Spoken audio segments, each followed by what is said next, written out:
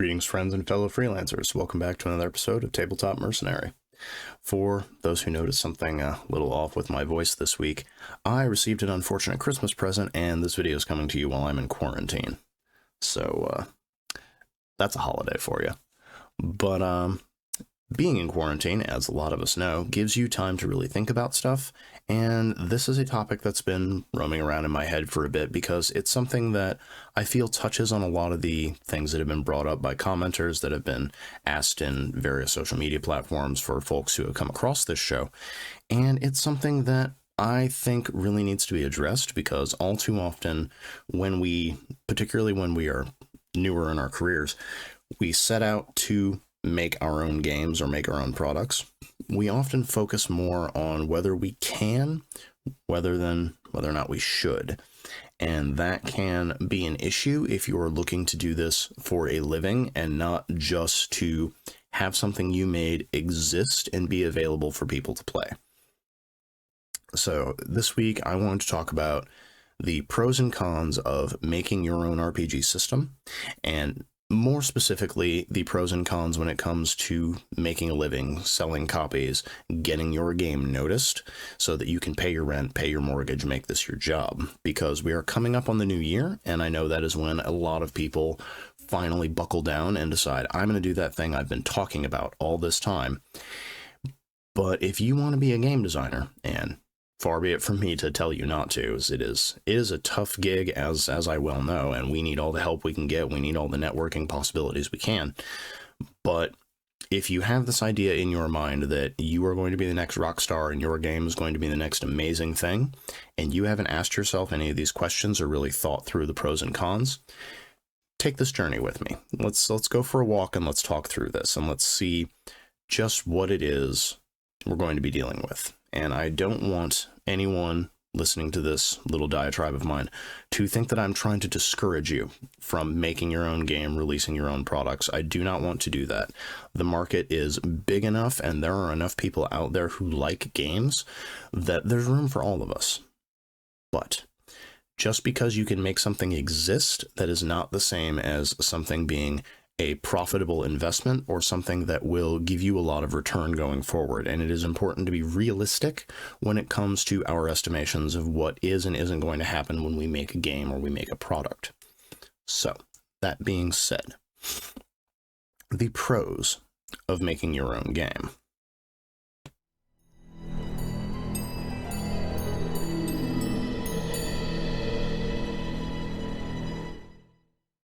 So, you've decided to make your own game. More specifically, you've decided to make your own engine, your own chassis, whatever it is. You have your own mechanics that are unique to you. Your system, being yours, comes with certain advantages that are important not to undersell when it comes to this part of the game, this part of the business. Because first and foremost, this is a major advantage for you in that you do not have to follow the rules and regulations laid out by other companies whose games are available for creative use. Now, for those who may not know what I'm talking about, for those who are new to the game or those who are concerned or confused, you can't just take an existing game and start making content for it a lot of the time. Most of them are covered by intellectual property in some way, shape, or form, and you can't just slap their name on it and start releasing your products. For example, let's say you wanted to make a game using Dungeons & Dragons 5th edition rules. You are legally allowed to do that under the Open Game License and under the Creative Commons license that a lot of the games currently operate under. But you still have to follow the rules that are laid out for those things. If you wanted to make a game using the Storyteller system from Onyx Path, you can't just take their mechanics, use them in your own game, and release it. You have to follow their agreement, and you have to release it in accordance with what they have decided is and is not legally allowed. Now, for those who are wondering, you cannot copyright math. You do not have to worry about making a game that uses a standard D20 set of dice. You do not have to worry about a game that uses a dice pool mechanic. You do not have to worry about making a game that also uses candles or a Jenga tower or whatever the mechanic is. But beyond math, things can get legally fraught. So it's important that if you are going to be making a game using an existing system, that you are aware of what is required of you as a designer. But if you're making your own game, you mostly just need to make sure that the game you have made is distinct from games that already exist, and that you're not just filing off the serial numbers and trying to make it your own. If you have genuinely created your own dice system with its own terminology and its own setup, that means that you are free in a lot of legal respects. That takes a lot of time off of your mind and worries. And that can be both a lot of work, but it can be a huge advantage for you. But that advantage has a secondary side of the coin, which is that it gives you the ability to carve your own unique niche. Because a lot of the time when we think about a game, or when someone mentions a new system they want to play, it's always, well, what is it similar to? What system does it use? And if your system is unique, you have the opportunity to really sell yourself as the new hotness, essentially. And this can be difficult, especially if your game is just different enough that the rules are still recognizable. You're not using a unique set of dice, you don't have a really unique time mechanic, anything like that. But if you have designed a game that has a unique selling point, mechanically speaking, it is important to bring that forward and to let your audience know about it, and to really work that into your sales pitch. For example, let's say that you had a game that, instead of using dice, used a set of tarot cards. That would be not wholly unique. There's other games that have done that, and it's very similar to what you see with things like Savage Worlds. But it's unique enough that it would get a lot of people's ears to perk up, because it's different, it's new, it's not something they run into all the time. Or let's say you had a game that used a time mechanic that allowed you to manipulate the ebb and flow of events. That is also something that is not that common. So that might get people to stop and listen to your spiel of like, okay, you have my attention. What is going on here with your game? Especially if your game also involves time travel. Just a free idea for anybody who's looking for a new project out there. And those are two of the major advantages you have when it comes to designing your own game, because it gives you that complete control over what you want to make and how you want to make it. But it also gives you a unique niche that can be different from what's already on the market, and it can let you really define yourself individually, rather than simply saying it's like, oh, it's an XYZ game using whatever system it is your game runs on. And that can be enough to help you really hit the ground running and move forward with your game. But this is a pros and cons list, so it's important to look at the other side of things and ask, what are the cons of making your own system? Particularly because these things do not just happen overnight, and they are not easy. So let's move into that other side, shall we?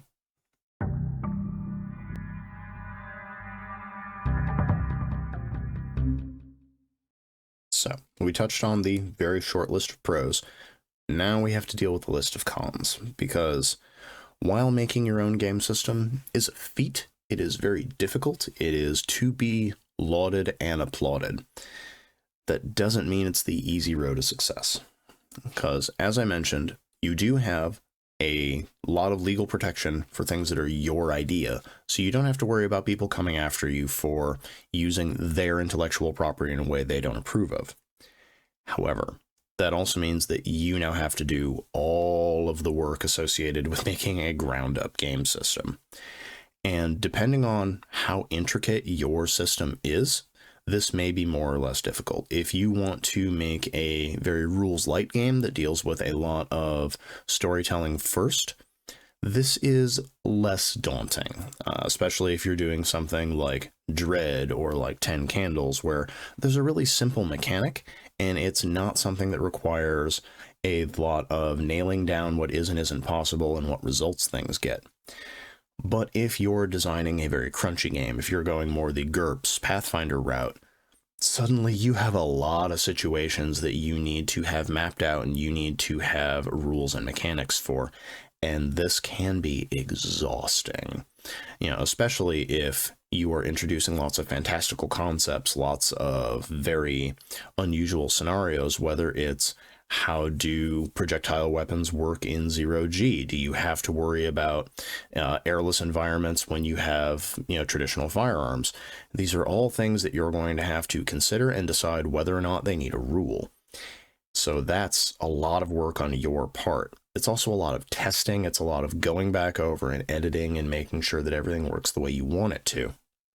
Which, if you don't have beta testers, if you don't have a big team of people who are going to look at stuff, who are going to make sure that everything is working right, that can be a recipe for disaster. I say, as someone who has had a couple of things that I've written just for modules, not even for big games, that I overlooked something that was an obvious exploitable loophole, and I am very glad I caught it before it went out to the public. So now imagine having to do that for a several hundred-page rulebook, and you can see how this might be a bit of a difficulty. However, you also have to ask, is your game unique enough? Is it special enough? Does it offer something that cannot be done in other games, or at least cannot be done in this way, that will entice people away from what they already know? Anyone who has dealt with Dungeons & Dragons 5th edition players, and I say this with all the love I have in my heart, it took Wizards of the Coast trying to upend the entire industry to get lots of people who love that game system to play anything else. And a lot of them just chose to keep playing that game, but not to buy things from that company. So it is, people love the familiar, especially if a lot of us don't have as much time to read new rule books. We don't have as much energy to learn new game systems. If you're attempting to reach the broadest possible audience, it is usually very difficult to do that with a thing that requires them to sit down, read a rule book, learn a new system, watch some videos, all of those things. It is occasionally very frustrating to try and get what you think is a really unique, really special idea, and to get people who really just want to keep playing the game they already have to give it a try. So that is the thing you're going to have to ask yourself, of how are you going to get people who are not familiar with you and your work and your game to give it a try? And it is a thing that can be overcome, whether you make associated media for it, if you wanted to do Let's Plays with your group showing people how the game works, if you wanted to go to a convention and do demos for it just to get random people in and playing it, get some word of mouth going. If you know people who could review your game and tell their audience, hey, this new thing that's out, it's really cool, you should check it out. These are all methods you can use to generate attention and to get people looking at your game. But a lot of the time, we get so caught up in our game's advantages and the things we like about it and the things it does differently that we forget there's people who haven't been with us for this entire journey of manufacture. There's people who don't know what we're making or how good it is. And that can be difficult, because not only do you have to make the thing exist, now you have to put on your salesman's cap and you have to explain to people why they should give you money for it. And that can be very difficult. It's also important to remember that you don't have a built-in audience when you're making a brand new game. That's why so many folks will either make a game that can be, or they'll make a product, that can be used with a variety of games, whether it's making general story hooks or NPC lists or random X things for your game master, because those have a wider appeal and you don't have to cultivate your own audience for those things. They are usable. For example, say you wanted to make a list of 100 fantasy mercenary companies, as I did many years ago. Whether you're playing Pathfinder, Dungeons & Dragons, Symbaroum, whether you're grabbing whatever fantasy game out there, you can take this and make it go as long as it follows the general high fantasy setup. And even if you're playing a sword and sorcery game, even if you're playing a grimdark game, if you're doing Warhammer, you're doing Zweihander, you can still use a lot of the content out of there, just excluding the creatures that may not exist in your setting.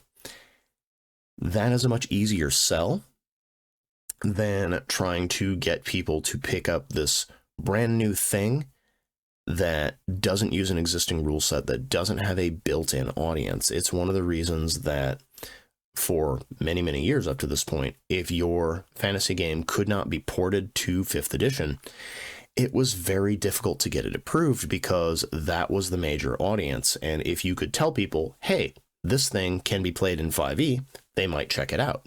And if they did check it out and they liked it and they thought it was a unique setting, or they really liked the layout you had, they might find out that it existed in other rule systems, be like, ooh, well, let's check those out and see if those are more unique or more interesting.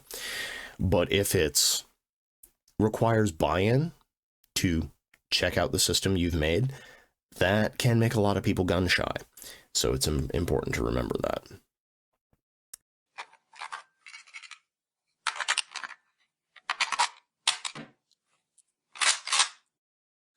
Those are really the major 2 advantages and disadvantages that it comes with making your own rule set, making your own RPG.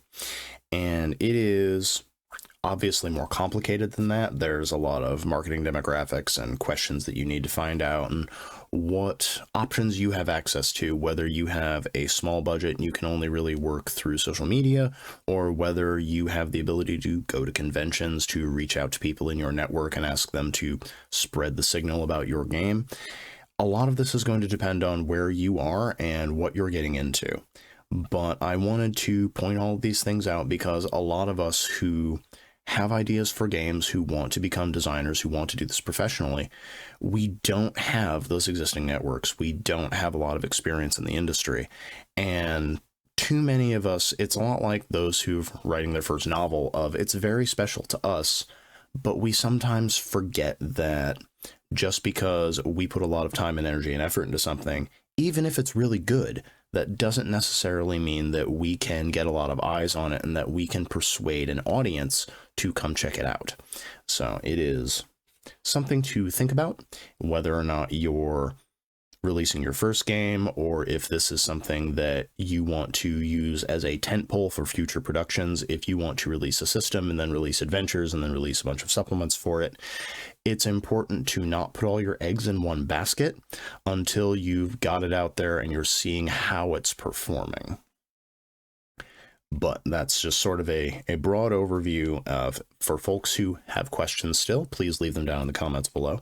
If you have anything that I have talked about in this particular episode that you want more clarification on, or if there's something that you think deserved more detail that I didn't get into, or even if you're looking for numbers on stuff, feel free to reach out. I will do my best to clarify those things. And though I'm going to say it again in the outro, if there is a topic you want to see in future episodes, please put that in the comments as well. And remember to share the video if you like it, subscribe to the channel, and well, I'll be back here with another design topic in the very near future. So until next time, this is your Tabletop Mercenary, signing off. First and foremost, thank you for staying to the end of this episode of Tabletop Mercenary. If there's a question you have about being an RPG creator, please don't hesitate to put it in the comments below so I can address it in a future episode. If you want to help me keep the lights on and keep this show going, then please consider subscribing to the channel, liking the video, and giving it a share on your own social media pages to help boost the signal. Lastly, if you really enjoyed this episode, please consider leaving a tip by buying me a Ko-fi or becoming a Patreon patron at the links in the video description below. You'll find me on both sites under the name The Literary Mercenary.